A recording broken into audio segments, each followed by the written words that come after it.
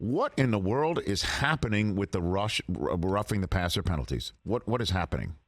Well, I mean, I really don't know, because if you look at the overall trend, the number of calls for roughing the passer They're down. has declined this year. Right. And they sent out a negative message when it comes to roughing the passer calls, because prior to the season, on their points of clarifications, they had contact of the head of the helmet of the quarterback. And they said that if you're matching hands, so you're trying to bat the ball down, matching the quarterback's hand, and you make contact with the quarterback's helmet, that's not a foul unless it's with force. And so they were emphasizing not calling it, and that immediately drove the numbers down.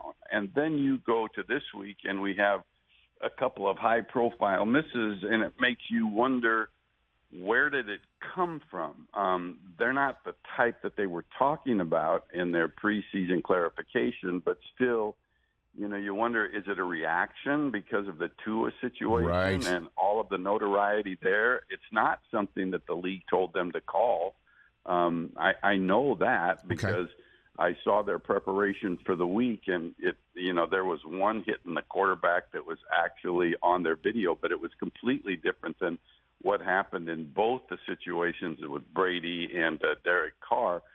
I think it's just maybe some human reaction that the referees had after seeing the plays, after reading the news. That's about the only thing I can figure, but I'm also one that looks and thinks now it's a blip, that we won't see it beyond this.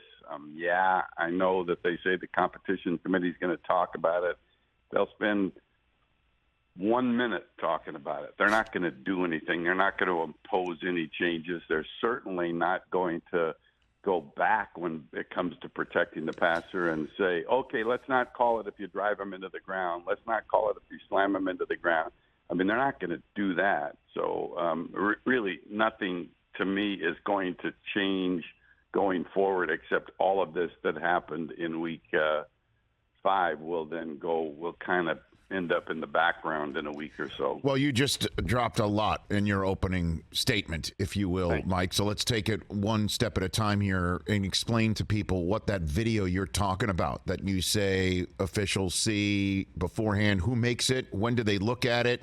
And you said there was nothing Tua related on it that might lead to these bizarre calls that we're seeing. What is that video that you're talking about to prep officials? The league does a terrific job each week in putting together a video and sending it out to the officials. All of them get it? All the officials. Like in an email? They all get it in an email, a link or something like that? Sure. Okay. They get it, and they just click on it. They have their own system, their own internet system that they basically use. But it's to talk about plays, and what they're looking for, and the good calls that are made, and sometimes the ones that are incorrect. So they'll talk about ineligibles downfield. They'll talk about illegal contact. They'll show plays. It's ongoing training. They have that along with videos that their position supervisors put together.